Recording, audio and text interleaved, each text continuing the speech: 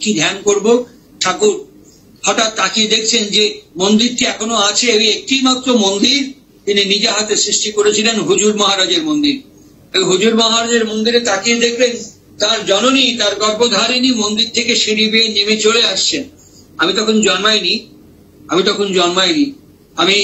আমি শ্রী শ্রী ঠাকুরের লীলায়িত, শ্রী শ্রী ঠাকুরের পদধূলি রঞ্জিত, শ্রী শ্রী ঠাকুরের জীবন যাপন করা দেওঘরের 22 বছর কয়েক মাস, এই 23 বছরের কাছাকাছি যে সময়কাল, সেখানে আমি তার শ্রীমুখে তার এই স্মৃতি স্মরণে দাঁড়িয়ে তার এই স্মৃতিধার্য বিষয়কে তিনি যখন স্মরণ করছেন, তিনি যখন কথন নিবেদন করছেন, তিনি যখন পরিবেশন করছেন, সেই অভূতপূর্ব অপরূপ সেই স্বরূপকে সন্দর্শনের সুযোগ এবং সৌভাগ্য আমার জীবনে ঘটেছে। তিনি বাহাতে নলটি করে আঙুলের উপর দিয়ে ডাহাতে এরম করে ধরা, তিনি নলটা এরম করে হাতে সরিয়ে দিয়ে স্মৃতি পথে দাঁড়িয়ে, স্মৃতি তীর্থে দাঁড়িয়ে তিনি স্মৃতিকে উন্মোচন করছেন একটু একটু করে। তিনি বলছেন, তাকায় দেখলাম শালা মা সিঁড়ি দিয়ে আস্তে আস্তে আস্তে আস্তে নামে গেল। কি কবরে মার সমস্ত শরীর জুড়ে একটা ড্যাজলিং স্পট করতে শুরু করেছে। তাই দেখে আমার মনে হলো, আমি তো সারা জীবন ধরে ভাবেছি মাকে কি করে খুশি করা যায়, আমি তো সারা জীবন ধরে মনে করেছি মাকে কি করে তৃপ্তি দেওয়া যায়, আমি তো সারা জীবন ধরে মনে করেছি মাকে কি করে আনন্দ দেওয়া যায়। এই ভাবনা থেকে মনে হলো হুজুরের মন্দিরে গিয়ে যদি ধ্যান করি তাহলে হয়তো সেই শক্তি আমার মধ্যে আসবে। আমি গিয়ে হুজুরের মন্দিরে বসে ধ্যান করতে লাগলাম। কিছুক্ষণ বাদে ওই স্বামীজি মহারাজের ভেতর থেকে একটা ড্যাজলিং স্পার্ক ছিটে সোজা আমার বুকের মধ্যে এসে পৌঁছলো। আমার এত আনন্দ হলো, এত তৃপ্তি হলো, শরীরের এত আনন্দ আমি ধরে রাখতে পারছি না। আমি ওখান থেকে বাড়ায় পড়ে একদম ঝাড়ি দৌড় মারলাম। দৌড়তে কাশীপুর হাট পর্যন্ত দৌড়ালাম। সেখানে কয়েক পাক দৌড়ায় আনন্দ ছাড়া কিছুতেই কমে না। তারপরে দৌড়ে আসে পদ্মা বয়ে যাচ্ছে, ছোট পদ্মা, ঝাঁপ দিয়ে পদ্মার উপরে পড়লাম। পদ্মায় অনেকক্ষণ সাঁতার কাটার পরেও আমার সে আনন্দ কিছুতেই যায় না। তারপরে লাফ দিয়ে উঠে মনে হচ্ছে মা পাওয়ার দরকার।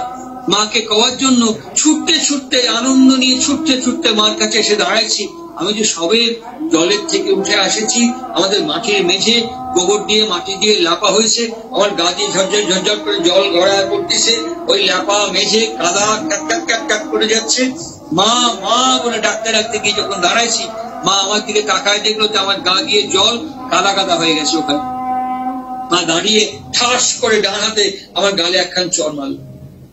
গালে হাত দিয়ে মার মুখের দিকে তাকায় থাকলাম। আমার মাকে আর সে কথা কওয়া হলো না, যে কথা বলতে এসেছিলাম, যা মাকে জানাবার এসেছিলাম, মাকে আর সে কথা জানানো হলো। ঠাস করে গালে একটা চড় মারল। ঠিক এই সময় আমার একদম ছোট ভাই বাদলা ওই ঘর থেকে মা করতে হাঁটতে আসতেছে।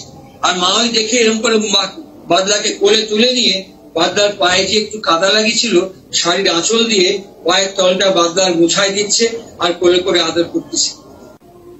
ঠাকুর হাঁ করে ওই দৃশ্যটি দেখতে মনে মনে ভাবছেন, মনে চিন্তা করছেন, মা আমার ভাইকে এত আদর করলেন, আমাকেও তো এরকম করে আদর করে বলতে পারতেন চর না মেরে। তারপরে তিনি ভাবলেন যে মা যে কোলে করে নিয়ে আছে ভাইকে, আমি যদি মার কোল থেকে ভাইকে নেই তাহলে মার হয়তো একটু স্বস্তি হবে। এই মনে করে মাকে আরাম দেওয়ার জন্য কোল থেকে যেই ভাইকে কোলে তুলে নিয়ে আসলেন, সঙ্গে সঙ্গে ঠাস করে আর এক গালে আর একটা চর পড়ল। তারপরে তিনি বলেন, তোমার একটা বুদ্ধি হয়নি, বোধভাসী গজায় নেই? ভেজা কাপড় টপ করে জল গড়াচ্ছে, মেঝে কাদা হয়ে যাচ্ছে, আর এই বাচ্চা তুমি কোলে নিচ্ছ, ঠান্ডা লেগে যাবে না? কোল থেকে ক্যারে নিয়ে নিল। ঠাকুর বলছেন যে আমি হাঁটতে মাথা নিচু করে পদ্মার পাড়ে গিয়ে দাঁড়ালাম। পদ্মার পাড়ে দাঁড়ালাম যেখানে আকাশ এবং পদ্মা একসাথে মিশে গেছে। সেইখানে পদ্মার পাড়ে গিয়ে আমি যখন দাঁড়ালাম, তখন আমার মনে হলো, পদ্মার পাড়ে গিয়ে যখন দাঁড়ালাম তখন আমার মনে হলো আমার মা ভাইকে বেশি ভালোবাসে আমার থেকে। যত এগুলো ভাবতে আমার ভেতর থেকে স্যাটার্ড হয়ে যাচ্ছি। আমার সমস্ত কিছু স্লথ হয়ে আসছে। আমি ধীরে ধীরে কেমন ভেতর থেকে নেতায় করতেছি, মাটিতে মিশে যাচ্ছি। একটা সময় লাফ দিয়ে উঠে দাঁড়ালাম, হাত দুটো আকাশের দিকে তুলে বললাম, না, এ ভাবার কোন অধিকার আমার নেই, এভাবে চিন্তা করার কোন অধিকার আমার নেই। আমার মা আমার মা আমাকে ভালোবাসে কি না বাসে সেটা বিচার করার কোনো রাইট আমার নেই। আমি আমার মাকে ভালোবাসি কিনা, আমি আমার মার জন্য সবকিছু করবার জন্য প্রস্তুত কিনা, এটাই আমার দায়িত্ব, কর্তব্য ভাবা এবং ধ্যানের বিষয়। যেই এরকম করে ভাবলাম, দেন আমার ভেতর থেকে একটা এনার্জি বুস্ট করলো, সঙ্গে সঙ্গে আমার ভেতরে একটা এনার্জি বুস্ট করলো, আমি উঠে দাঁড়ালাম। এই পর্যন্ত বলে তিনি ভাবছিলেন গুরু ভালোবাসেন কিনা সেটা বড় প্রশ্ন নয়, আমি গুরুকে ভালোবাসি কিনা সেটি সবচাইতে বড় প্রশ্ন। আমেরিকার ফর্মার প্রেসিডেন্ট আব্রাহাম লিঙ্কন বলেছিলেন, রাষ্ট্র তোমার জন্য কি করলো সেটা দেখতে যেও না, তুমি রাষ্ট্রের জন্য কি করলে সেটা সবসময় ভাববে। শ্রী শ্রী ঠাকুর তার অনুশ্রুতি বাণী গ্রন্থে যাই করো না তুমি আমায়, আমি তোমার চিরদিনের, এই কথাটি তিনি বলেছিলেন। যাই করো না তুমি আমার, আমি তোমার চিরদিনের, তোমার সেবাই আমার ধর্ম, তোমার কাজই আমার তপের। কেন? স্বার্থ আমার তুমি শুধু, আর কোনো প্রয়োজন স্বার্থ নয়। এই যে বাণী তিনি দিয়েছেন, শ্রী শ্রী ঠাকুর অনুকূল চন্দ্র কুষ্টিয়ার অশ্বিনী কুমার বিশ্বাস দাকে তিনি বলছেন, দেখেন আমাকে সকাল থেকে রাত্রি পর্যন্ত লক্ষ্য করবেন, আমার দিকে ভালো করে তাকাবেন, আমি আমার মায়ের জন্য কি কি করি সেগুলো দেখবেন, দেখে আপনারা আমার জন্য সেগুলো ঠিক ঠিক ভাবে করবেন, ব্যাস তাহলেই হয়ে গেল। কি করতেন তিনি মায়ের জন্য, আর আমাদের তিনি কি করতে বলেছেন, একেই তিনি যজন বলে চিহ্নিত করেছেন। যজনের মধ্যে 7খানা ফ্যাকাল্টি আছে। একটা হচ্ছে নাম, নাম মানেই হচ্ছে 3 রকমের নাম আছে, একটা হচ্ছে ভাবাত্মক নাম, একটা হচ্ছে ধনাত্মক নাম, একটা হচ্ছে ধুনাত্মক নাম। আমরা যে নামকে জপ করি সে নাম হচ্ছে ধুনাত্মক নাম। এই ধুনাত্মক নাম খুব স্লোলি কাজ করে, ধীরে ধীরে ধীরে ধীরে কাজ করে। এই ধুনাত্মক নাম জিভ না নেড়ে, ঠোঁট না নেড়ে, দাঁত একসাথে লাগিয়ে রেখে শ্বাসে প্রশ্বাসে টু এন্ড ফ্রো মোশনে নামটি জপ করতে হয়। এই নাম জপ করলে পরে কি হয়, আমার ভেতরের আন্তর্কৌশিক পুনর্বিন্যাস সৃষ্টি হয়। এই নাম তিনি করতে বলেছেন। নাম তো শুনলাম, তাহলে কি করবো একে? আমরা যে ধনাত্মক নাম জপ করি একে কি করবো? জপ করতে হবে। আমরা 24 ঘন্টায় প্রত্যেকেই 21,600 বার নিঃশ্বাস প্রশ্বাস গ্রহণ করি, ছাড়ি। তাহলে 21,600 বার 24 ঘন্টা আমরা কিন্তু কেউ গুনি না, এটা অটোমেটিক্যালি করে যাচ্ছি। শ্রী শ্রী ঠাকুর বললেন এটি অজপা নাম, তোমাকে জপ করার সংখ্যা গুনতে হবে না, সমানে জপ করে যাবে। তো তাহলে এই যে সমানে আমি ভেতরে ভেতরে জপ করছি, তাহলে নাম, তারপরে জপ, তারপরে হচ্ছে ধ্যান। ধ্যান কি করবো? প্রত্যেকটা মানুষ ধ্যান করে, প্রত্যেকটি মানুষ ধ্যানী। একটি ছোট্ট স্মৃতি এখানে রোমন্থন করি। শ্রী শ্রী ঠাকুর প্রফেসর পঞ্চানন সরকার তাকে একদিন কথা বলতে বলতে বলছেন যে এইসব ছেলেপুলেগুলোকে ঠিক করে দেন আপনি, তো ওদের দ্বারা হবে না। কেন হবে না? কেন? আরে এদের মাথায় গোবর পড়া, এদের দ্বারা কিছু হবে না, এরা কিছু পারবে না, এদের মেরিটই খুব কম।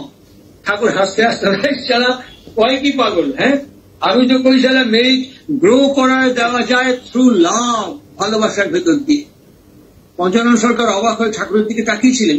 শ্রী শ্রী ঠাকুর বললেন একটা কুকুরের বাচ্চা নিয়ে যান তো। আশ্রমে অনেকগুলো কুকুর বাচ্চা দিয়েছিল, একটা কুকুরের বাচ্চা নিয়ে গেলেন। নিয়ে যাওয়ার পরে বললেন একে মানুষ করেন, সহবত শেখান। বেশ কয়েক মাস পার হওয়ার পর একদিন হঠাৎ কুকুরটা ঠাকুরের কাছে এসে বসে আছে। ঠাকুর কুকুরটাকে দেখছেন, কুকুরটা এরকম করে করে লেজ নাড়ছে। ঠাকুর হঠাৎ ভক্তবৃন্দ যারা বসেছিলেন তার মধ্যে একজন বিশিষ্ট ভক্ত, তার নাম হচ্ছে অধ্যাপক শ্রদ্ধেয় জ্যোতিরিত্বিক শরৎচন্দ্র হালদার দা। ঠাকুর শরৎদার দিকে তাকিয়ে বললেন, শরৎদা পঞ্চানন্দা আসতেছে। সবাই এরকম করে ঘুরে ঘুরে তাকিয়ে তাকিয়ে দেখলো পঞ্চানন্দার পাত্তা নেই, দেখা নেই। বলে কই পঞ্চানন্দাকে তো দেখা যাচ্ছে না। ঠাকুর বলছে পঞ্চানন্দার কুর্তাটা ল্যাজ নাড়তেছে। শরৎদা বললেন, আচ্ছা তাহলে কি কুকুরও ধ্যান করে? এর মধ্যে পঞ্চানন সরকারটা ঢুকলেন ঠাকুরের কাছে। ঠাকুর হাতটা কসলাতে কসলাতে বলছেন, কিছু মনে করবেন না শরৎদা, প্রতিশালা লজ্জা হয়। আমার মনে হয় মানুষের চেয়ে কুত্তা একটু বেশি ধ্যান করে। মানুষের চেয়ে কুকুর যে বেশি ধ্যান করে। আজকে যখন গোয়েন্দা কাজে, কোন শনাক্তকরণের কাজে আমরা যখন কুকুরকে ব্যবহার করি, কুকুরের যে ঘ্রাণ শক্তি, কুকুরের যে ধ্যান শক্তি, কুকুরের যে আহরণ এবং অর্জন ক্ষমতা প্রবণতা, এইটা যখন ট্রেনার থেকে ট্রেনিং দেয় তখন একমুখী তীব্র অন্তর্মুখী আসক্তির যোগ দিয়ে কুকুর ওকে গ্রহণ করে, আহরণ করে এবং অর্জন করে বলে ওই 4 পেয়ে জানোয়ারের উপরে 2 পেয়ে মানুষ নির্ভর এবং ভরসা করে। শ্রী শ্রী ঠাকুরের 3খানা বাণী আছে কুকুরকে নিয়ে। অনুশ্রুতি 3য় খণ্ড বাণীর মধ্যে আছে, লাস্ট লাইনটা আমার মনে আছে, কুকুরকে দেখে পারো তো শিখো। সুতরাং এই যে ধ্যান প্রবণতা, ধ্যান বলতে কি, ঠাকুরের ছোট্ট একটি বাণী আছে, নাম করো আর ধ্যান করো ইষ্টের যত গুণাবলী। গুণ কাকে বলে? আমরা আমরা আমরা বিজ্ঞানগত দিক থেকে জানি গুণ মানেই হচ্ছে প্রপার্টি, কোয়ালিটি অ্যান্ড ক্যারেক্টারিস্টিক্স, অর্থাৎ তার বৈশিষ্ট্য। তাহলে শ্রী শ্রী ঠাকুর অনুকূল চন্দ্রকে যে আমি ধ্যান করব, তার প্রপার্টি কি, শ্রী শ্রী ঠাকুরের কোয়ালিটি কি, শ্রী শ্রী ঠাকুরের বৈশিষ্ট্য কি, এই বিষয় সম্পর্কে যদি আমার জ্ঞান না থাকে, ধ্যান না থাকে, পরিক্রমা না থাকে, তার জন্য তিনি বলেছিলেন অধ্যয়ন এবং অধ্যাপনা, অর্থাৎ পঠন পাঠন। আমার যদি পঠন পাঠন না থাকে তাহলে আমি তার গুণ, বৈশিষ্ট্য, প্রপার্টিকে, সম্পত্তি, ঐশ্বর্যকে আমি কখনো আহরণ করতে পারবো না, জানতে পারবো না, ধারণ করতে পারবো না। তাহলে নাম, জপ, ধ্যান, অধ্যয়ন, অধ্যাপনা। তারপরেই হচ্ছে তপস্যা। এই তপস্যা মানে হচ্ছে তাপকে সৃষ্টি করা, অর্থাৎ এই যে ধ্যান, এই যে নাম, এই যে জপ, এটি করতে করতে আমার ভেতরে একটি তাপ সৃষ্টি হবে। সেই কারণেই শ্রী শ্রী ঠাকুর বলেছিলেন, নন কন্ডাক্টর কোন প্ল্যাটফর্ম, কাঠের ফেরি, কম্বলের আসন, কুশের আসন, কাঠের চৌকির ওপরে বসে, কাঠ, কম্বল, কুশ ইজ এ নন কন্ডাক্টর। এখানে সোজা হয়ে বসে, মেরুদণ্ডকে সোজা করে বসে, সাদা একটা চাদর দিয়ে গোটা শরীরটাকে ঢেকে উত্তর দিকে, পূর্ব দিকে অথবা ঈশান কোণে মুখ করে শ্বাস নেওয়া এবং ছাড়বার সঙ্গে সঙ্গে শ্বাসে প্রশ্বাসে জপ করে যাওয়া। এই জপ করতে করতে আমার ভেতরে যে তাপ সৃষ্টি হবে, সেই তাপ কি করবে, আমার ব্রেন ভেন্ট্রিকেলের ভেতরে ঠিক কুকুরের মতন 1, 2, 3, 4টে খোপ আছে। এই 4টে খোপের মধ্যে কুকুরের ভেতরে আমার গায়ে গায়ে গ্রে ম্যাটার, ধূসর কোষগুলো আমার মস্তিষ্কের প্রত্যেকটি জলের ভেতরে, ফ্লুইডের চারপাশে লেগে আছে। ওখানে আস্তে আস্তে বুদবুদের মতো আয়নাইজেশন হবে। ওই আয়নাইজেশন হতে হতে পোলারাইজ করতে থাকবে। তার রেপেলস গুলো গিয়ে আমার গ্রে ম্যাটার গুলোকে ধাক্কা মারতে শুরু করবে। তখন আমার বোধের উন্মোচন হবে, স্মৃতির উন্মোচন হবে, শক্তির উন্মোচন হবে, আমার চেতনার উন্মোচন হবে। এখনো পর্যন্ত বিজ্ঞানীরা জানেন না যে আমাদের মস্তিষ্কের সাথে আমাদের চেতনার কি সম্পর্ক, কেমন করে হয়, এই কনসিয়াসনেসের সঙ্গে ব্রেনের কি রিলেশন, এখনো কোন ফিজিওলজিস্ট আমাদের কাছে হাইলাইট করতে পারেননি, আনফোল্ড করতে পারেননি। সুতরাং এই চেতনা যখন আমাদের জেগে উঠবে, তখন ঠাকুর বলেছেন তারপরে হচ্ছে তপস্যার পরে হচ্ছে সাধনা, অর্থাৎ দন্তের সহাকার, ভয় হসন্ত, সাত মানে হচ্ছে নিষ্পন্ন করা। সুতরাং প্রত্যেকটি কাজ বিহিত, সুষ্ঠু, সুন্দরভাবে সম্পাদন করে তোলার নামই হচ্ছে সাধনা। আর তারপরেই আমি অভিষিক্ত হয়ে উঠতে পারি। একে দয় দীর্ঘই ক্ষয় হসন্ত দিক মানে হচ্ছে দীক্ষা। দীক্ষা অর্থাৎ দিক ধাতু থেকে এসছে। দিক ধাতু মানেই হচ্ছে প্রবর্তন করা। আমরা প্রত্যেকটি মানুষই দীক্ষা গ্রহণ করেছি এবং ধ্যান করি। সে দীক্ষা নেই বা না নেই, আমি আমার মতন করে একটা চিন্তা করি, যা চিন্তা করি তাকে আমার মতন করে প্রবর্তন করি। আমার সেই ইচ্ছাকে বাস্তবায়িত করতে গেলে পরে যা যা আমার সামনে বাধা, প্রতিকূলতা, তাকে অতিক্রম করার চেষ্টা করি। দীক্ষা নিলেও তাই করতে হয়। তাই সাধারণত বলে ভগবান এবং শয়তান পাশাপাশি হাঁটে। ভগবানের পা হচ্ছে সামনের দিকে আর শয়তানের পা হচ্ছে পেছন দিকে। একটা বৃত্তি অভিভূতিতে সমাহিত করে দেয় আর একটা আদর্শ অভিভূতিতে উন্নত এবং উৎকর্ষিত জীবন যাপন করে দেয়। সুতরাং এইভাবে যখন আমরা যজনশীল জীবনকে যাপন করতে শুরু করব, তখন আমার সমস্ত জীবন থেকে, শরীর থেকে, আচরণ থেকে, আমার ব্যবহার বিচরণ থেকে একটা অভূতপূর্ব বায়ো ইলেকট্রিক্যাল ইমানেশন, জৈব দ্যুতি বিকিরণা বিকিরিত হতে থাকবে। সেইটি পরিবেশকে সম্মোহিত করবে, আকর্ষিত করবে, উদ্বেলিত করবে, আন্দোলিত করে তুলবে। যা 1888 14 সেপ্টেম্বরের পরে হিমায়তপুর ছিল, আছে এবং থাকবে ভবিষ্যৎকালেও। যেটা আমাদের প্রয়োজন সেটা হচ্ছে এই জীবনকে আত্মীকৃত করে তোলা, এই জীবনকে তপস্যা এবং সাধনার মধ্য দিয়ে আমাদের গ্রহণ করা প্রত্যেক দিন। আর এই প্রত্যেক দিন এই তপশ্চর্যা এবং সাধনার মধ্য দিয়ে গ্রহণ করতে করতে আবার আগের মতন হিমায়তপুর সমস্ত বর্ণ বংশ সম্প্রদায় নির্বিশেষে, দেশ বিদেশ নির্বিশেষে সমস্ত মানুষের সত্তার ভেতরে সেই স্পন্দন, কম্পন, তরঙ্গ সৃষ্টি করতে পারবে। মানুষ পতঙ্গের মতন ছুটে হিমায়তপুরে আবার ফিরে আসবে ওই আস্বাদন করার জন্য, ওই রসকে গ্রহণ করার জন্য, ওই স্মৃতিকে লেহন এবং গ্রহণ এবং আলিঙ্গন করবার জন্য আবার ছুটে আসবে। তাই আবির্ভাব তিথিকে আমরা স্মরণ করছি কেন? এই জীবনকে ধ্যানে জীবন্ত করে তোলার জন্য। আবির্ভাব তিথিকে আমরা মনন করছি কেন? এই মননের মধ্য দিয়ে বহির্মুখী সমস্ত বিষয়কে অন্তর্মুখী করে তোলার চেষ্টা করা। শ্রীমৎ ভাগবত আমাদের এই কথাটি বলেছেন। কি বলেছেন? তিনি বলেছেন মহাপুরুষ সংশ্রয়ঃ। মহর্ষি ব্যাস শ্রীমৎ ভাগবত রচনা করতে গিয়ে প্রথমে বলেছেন মহাপুরুষ সংশ্রয়ঃ। তুমি জীবনে কোন মহাপুরুষকে আশ্রয় করো। বেশ, আশ্রয় করলাম, তারপরে কি হবে? মহর্ষি ব্যাস ভাগবতে বলছেন মহাপুরুষ তুমি করো। ঠাকুর এই শব্দটিকে 3টে অক্ষর দিয়ে বললেন যজন, যজন করো। মহাপুরুষকে তুমি যজন করতে থাকো। আর এই মহাপুরুষকে যজন করার ভেতর দিয়ে কি হবে? মহাপুরুষকে যজন করার মধ্য দিয়ে কি হবে? যখনই যজন করতে থাকবো তখনই আমার চারিত্রিক বিকিরণা, চারিত্রিক দ্যুতি আস্তে আস্তে আস্তে আস্তে বিচ্ছুরিত এবং বিকৃত হতে থাকবে।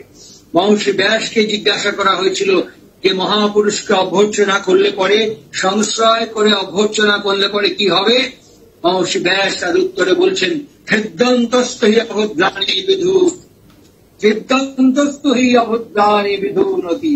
অর্থাৎ তোমার ভেতরে যত ময়লা পাপ আস্তে আস্তে আস্তে আস্তে বিচ্ছিন্ন হবে। এই যে আমি গেঞ্জিটা গায়ে দিয়ে আছি, এটা ময়লা হয়ে যাবে, আমি কি করবো? এটি কাচবো। আমি যে বাসনে খাচ্ছি, খাওয়ার পরে কি করবো? মাজবো। আমি যে ঘরে বাস করছি কি করবো? ঘর বাসি হয়ে গেলে ঝাড় দেবো। আমি যে বিছানায় বসে কথা বলছি, বিছানাটাকে ছেড়ে পরিষ্কার করবো। আমি যেদিন জন্মেছি সেই দিন থেকে যেদিন পৃথিবী থেকে বিদায় নেব সেই দিন পর্যন্ত আমার মনকে আমি কতবার ঘষা মাজা করেছি, এই জিজ্ঞাসা, এই প্রশ্ন আমার কাছে কি আমি একবারও করব না? আমার কাছে কি আমি একবারও এই জিজ্ঞাসা করব না যে মন তোমাকে আমি কেমন করে নাড়াচাড়া করেছি? তাই যারা লিকুইড সিরাপ বা ওষুধ দেন তলে লেখা থাকে shake the bottle before use, এটি খাওয়ার আগে ভালো করে ঝাঁকিয়ে নেবেন। সুতরাং আজকে শ্রী শ্রী ঠাকুরের আবির্ভাব আমাদের অন্তর্জগৎকে ঝাঁকি দেবার জন্য, নাড়াচাড়া করবার জন্য তিনি যজনশীল জীবন যাপন করতে বলেছেন। আর সেই জন্যই তিনি বলছেন আমি অক্রোধী, আমি অমানী। এটা শুধু আবৃত্তি নয়, আবার আবৃত্তি সর্বশাস্ত্রানাং বোধাদ বিগড়িয়সী। এই আবৃত্তি করতে করতেই একদিন বোধ জাগরিত হয়ে উঠবে।